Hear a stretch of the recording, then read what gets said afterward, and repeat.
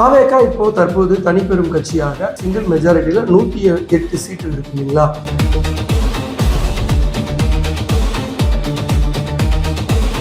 இந்திய communist and Marxist communist இவங்க ரெண்டு பேரும் தலா ரெண்டு வைத்திருக்கிறார்கள், 2 எம்எல்ஏக்கள். ஸோ 4 ஆயிடுச்சு. பிசிகா விடுதலை சிறுத்தைகள் கட்சி 2 வச்சிருக்காங்க, 6 ஆயிடுச்சு. ஸோ இந்த 6 தான் போதுமான ஆட்சியை அமைக்க முடியும் இல்லவா? ஏன் இவர்கள் முடிவெடுக்க தயங்குகிறார்கள்?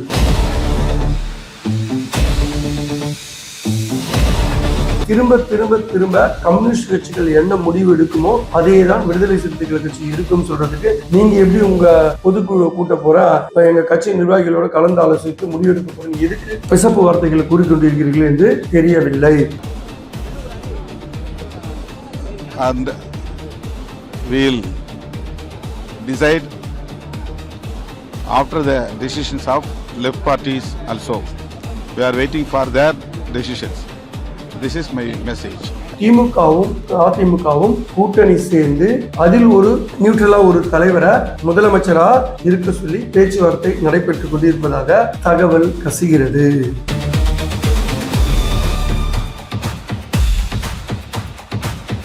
தாவேகா எம்எல்ஏவை எடுப்பதற்கு திமுகவும் அதிமுகவும் ரெடியாக இருக்கு.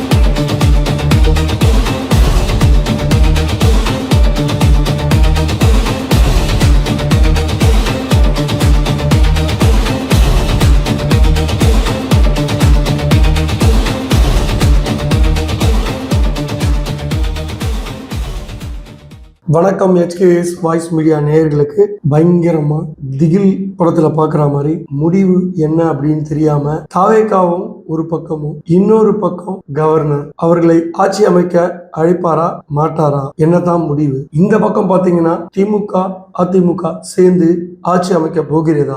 இதுதாங்க இன்னைக்கு அரசியல்ல பரபரப்பா ஓடிட்டு இருக்க ஒரு விஷயம். சோ இதுல எது சாத்தியம் இல்ல, இது நடக்குமா நடக்காதா அப்படின்ற விஷயத்தை தான் இன்னைக்கு உங்களோட நாங்க ஷேர் பண்ண போறோம். முதலாவதாக நம்ம பார்க்க போறது என்னன்னா, டிவிக்கே ஆட்சி அமைக்க முடியுமா, அதனால என்ன சட்ட சிக்கல் இருக்கு அப்படின்றத பாக்குறோம். அதுக்கு முன்னாடி உங்ககிட்ட எல்லாருக்கிட்டையும் ஒரு ஹம்பிள் ரிக்வெஸ்ட், தொடர்ந்து எங்க சேனலை பாக்குற அத்தனை பேருக்கும் நன்றி.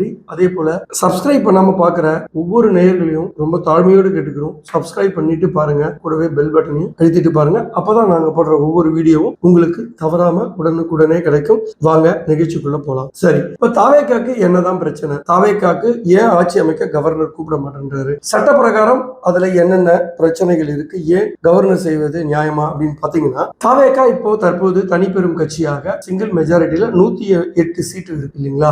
சோ இப்ப காங்கிரஸ் அவங்களுக்கு ஆதரவு தெரிவிக்கிறதுனால 113 சீட்டு அவங்களுக்கு கிடைச்சிருது. இன்னும் எத்தனை பேர் வரணும் அப்படின்னு கேட்டீங்கன்னா, இன்னும் 6 சட்டமன்ற உறுப்பினர்கள் கிடைச்சாங்கன்னா அவங்க பெரும்பான்மையோட ஆட்சி அமைக்கலாம். அதுல எந்த விதமான பிரச்சனையும் இல்லை. அதுதாங்க விஜய் அவர்கள் கவர்னரை பார்த்து 2 முறையும் பாத்தீங்கன்னா இந்த 13 சட்டமன்ற உறுப்பினர்களோட ஆதரவு கடிதத்தை கொடுத்தது மட்டும் இல்லாம நாங்க எங்களை ஆட்சி அமைக்க கூப்பிடணும் அப்படின்னு சொல்லியிருக்காரு. அதுக்கு கவர்னர் அவருக்கு என்ன சொல்லியிருக்காரு அப்படின்னா, சோ நீங்க 118 எம்எல்ஏக்கள் எங்க உங்ககிட்ட இருக்கு, அதுக்கு உண்டான சோர்ஸை காட்டுங்க அப்படின்னு கேட்கிறாரு.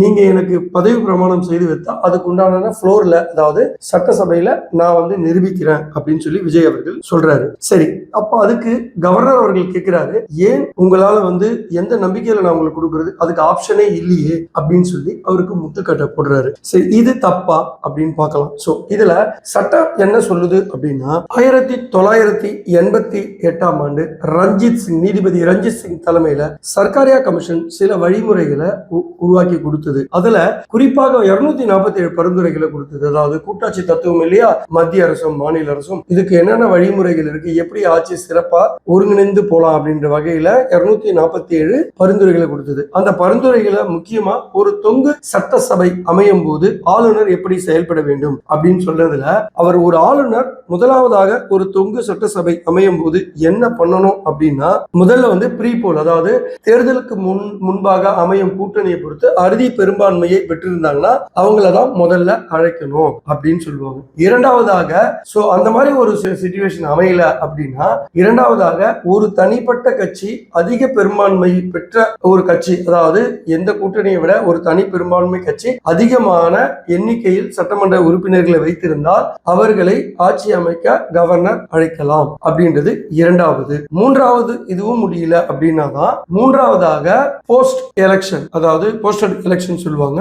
மூன்றாவதாக போஸ்ட் போல் அலைன்ஸ் அப்படின்னு சொல்லுவாங்க. அதாவது எலெக்ஷன் முடிஞ்சதுக்கு அப்புறமா ரெண்டு பேரும் சேர்ந்து, அதாவது எதிரெதிர் துருவங்களாக இருந்தாலும் அவர்கள் சேர்ந்து கூட பெரும்பான்மையான எம்எல்ஏக்கள் ஆதரவு இருக்குன்னு சொல்லி அவங்க கொடுத்து இவங்க ரெண்டு கட்சியில கூட்டணியில் இருக்கிற ஒரு நடுநிலைமையான ஒரு தலைவரை அவங்க முன்மொழிவாங்க. சோ அப்போ அவங்க பெரும்பான்மை நிரூபிப்பாங்க, பதவி பிரமாணம் செய்து வைப்பார்கள். சோ இது வந்து பாத்தீங்கன்னா இந்த காலகட்டங்கள் அவங்களுக்கு இது ஃப்ளோர் டெஸ்டுக்காக 30 நாட்கள் வரைக்கும் கவர்னர் வந்து அவங்களுக்கு வந்து டைம் கொடுக்க முடியும் அப்படின்றதுதான் சர்க்காரியா கமிஷன்ல சொல்ற விஷயங்கள். சரி, இதன்படி ஆளுநர் செயல்பட்டாரா அப்படின்னு கேட்டீங்கன்னா கண்டிப்பா இல்லை அப்படிதான் சொல்ல முடியும். எப்படி அப்படின்னா முதல் வந்து பாத்தீங்கன்னா ப்ரீ போல் எலெக்ஷன், அதாவது தேர்தலுக்கு முந்தைய கூட்டணி கட்சிகள் பெரும்பான்மை இருந்தா அவங்கள கூப்பிடணும், அங்க அது இல்ல. ரெண்டாவது என்னன்னா ஒரு தனிப்பெரும் கட்சி, தனிப்பெரும் சிங்கிள் மெஜாரிட்டியா வந்து அதிக தொகுதிகளை கொண்ட ஒரு கட்சி அவங்கள கூப்பிடணும். அப்படி கூப்பிட்டாங்களா கேட்டா கூப்பிடல. ஏன் கூப்பிடல அப்படின்னு வந்து பாத்தீங்கன்னா காங்கிரஸ் 5 சட்டமன்ற உறுப்பினர்கள் கொண்டு டிவிகேக்கு வந்து சப்போர்ட் செய்ததுனால மேல இருக்கிற பிஜேபிக்கு இது பிடிக்கல. சார், அரசியல்ல இது எல்லாம் சகஜம். ஏன்னா இப்ப எக்ஸாம்பிள் எனக்கு ஒருத்தரை பிடிக்கலன்னா அவன் வளர்றது எனக்கு பிடிக்காது. சோ அரசியல்ல இது நடக்கும். சோ அப்போ தனி பெரும்பான்மை உள்ள ஒரு கட்சியை தான் ஆட்சி அமைக்க அழைக்கணும்ன்றது கவர்னரோட எண்ணங்கள் இல்லையா? அப்போ உதாரணத்துக்கு 2018ஆம் ஆண்டு கர்நாடக மாநிலத்தில் திரு எடியூரப்பா அவர்கள் வந்து பாத்தீங்கன்னா அந்த எலெக்ஷன்ல வந்து 104 சட்டமன்ற உறுப்பினர்களை பெற்றிருந்தது பிஜேபி. அந்த சமயத்துல காங்கிரஸ் 78 உறுப்பினர்களை கொண்டிருந்தது. மதசார்பற்ற ஜனதா தளம் 37, அதர்ஸ் 3 இருந்தாங்க. சோ அப்ப என்ன பண்ணாரு கவர்னர் திரு வாஜுபாய் வாலா அப்படின்ற கவர்னர் என்ன பண்ணாருன்னா தனி பெரும்பான்மை பெற்ற பிஜேபி கட்சியான 104 சட்டமன்ற உறுப்பினர்களை கொண்டு வர முதல்ல ஆட்சி அமைக்க அழைச்சாரு. அவங்களுக்கு 15 நாள் அவகாசம் கொடுத்தாரு.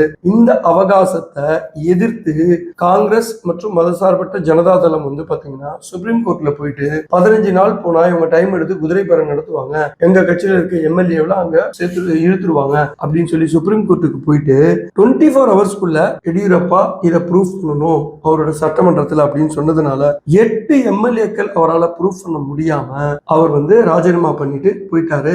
அந்த தருணத்தில் காங்கிரஸ் மற்றும் மதசார்பற்ற ஜனதா தளம் சேர்ந்து ஆட்சி அமைச்சாங்க, பெரும்பான்மை நிரூபிச்சாங்க. சோ அதே போல இங்க இருக்கிற டிவிகேக்கு தானே கவர்னர் கொடுக்கணும். இதே பிஜேபி அரசாங்கம் இருந்தால் ஒரு விதமாகவும் மற்றவர்கள் அரசாங்கம் இருந்தால் வேறு விதமாகவும் நடக்கும் அப்படின்னா இது கவர்னர் மேல தப்பு இருக்கு அப்படின்னு அர்த்தம். சோ இதைத்தான் நம்ம சொல்றோம் சட்டத்தின் அடிப்படையில் நடைபெற வேண்டும் என்று. சோ நாங்க என்ன கேள்வி கேட்கிறோம் அப்படின்னா மதசார்பற்ற முற்போக்கு கூட்டணின்னு சொல்லி திமுக தலைமையில வெற்றி பெற்றாங்க இல்லையா? அதுல இருக்கிற இந்திய கம்யூனிஸ்ட் அண்ட் மார்க்சிஸ்ட் கம்யூனிஸ்ட் இவங்க 2 பேரும் தலா 2 வைத்திருக்கிறார்கள், 2 எம்எல்ஏக்கள். சோ 4 ஆயிடுச்சு. விசிகா விடுதலை சிறுத்தைகள் கட்சி 2 வச்சிருக்காங்க, 6 ஆயிடுச்சு. சோ இந்த 6 இருந்தா போதுமான ஆட்சியை அமைக்க முடியும் இல்லவா?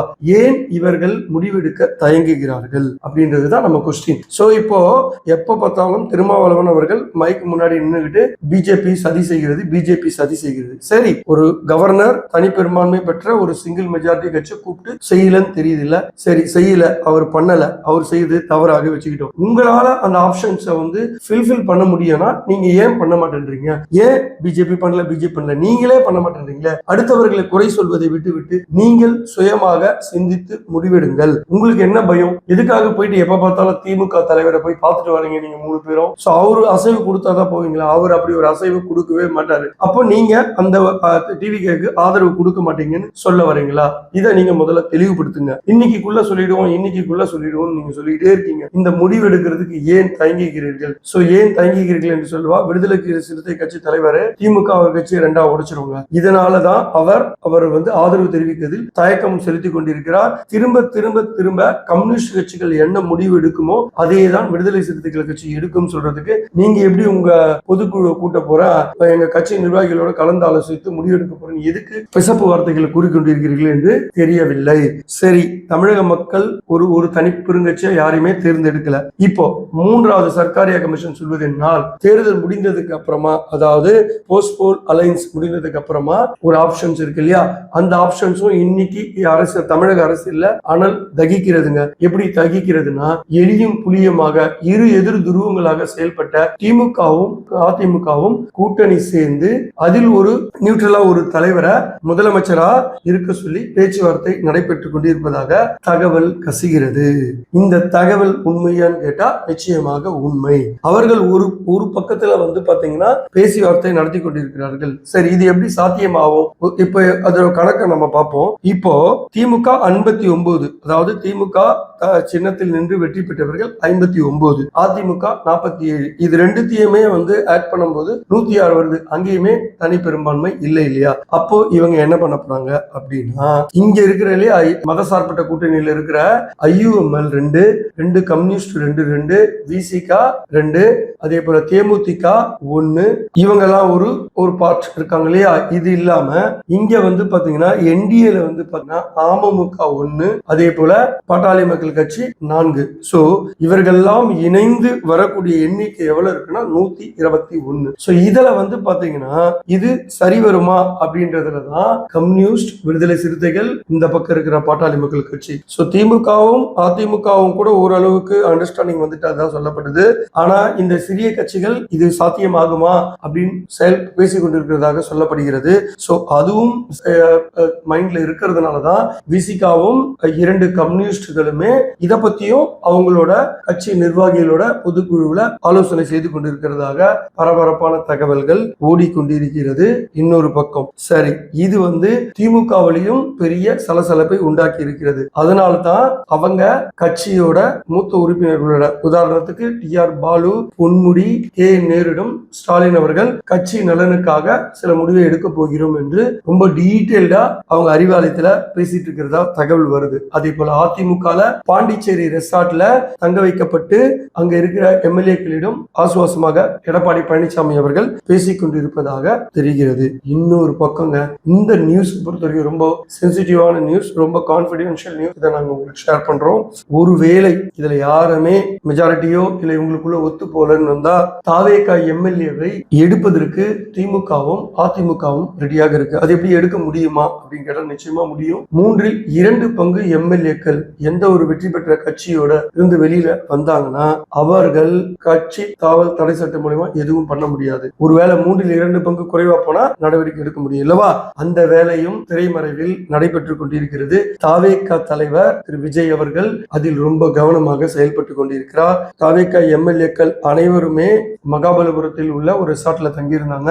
இப்ப பனையூருக்கு கொண்டு வரப்பட்டதாக சொல்லப்படுகிறது. இவர்கள் யாரையும் வெளியே போக கூடாது என்று அறிவுறுத்தப்பட்டதாக கூறப்படுகிறது. ஆனா இதுல நேத்தே ஒரு 10 பேர் வெளியே ஓடி போயிட்டாங்க தாவேகால. சோ இது வந்து இவங்களை கண்ட்ரோல் பண்றது ரொம்ப கஷ்டமா இருக்கு அப்படின்றதுதான் டிவிகேல பரபரப்பா பேசப்படுது. சோ இது ரொம்ப நாள் போயிட்டு இருந்தா இதுல குதிரை பேரத்துக்கு கொண்டு செல்லும் அப்படின்றதுதான் இதோட முடிவு. அதனால எவ்வளவு சீக்கிரம் இவர்கள் முடிவு எடுக்க போகிறார்கள், கவர்னர் யாரை ஆட்சி அமைக்க அழைக்க போகிறார் என்று பொறுத்திருந்து பார்க்கலாம். மீண்டும் உங்களிடமிருந்து விடைபெறுவது உங்கள் HKS. நன்றி, வணக்கம்.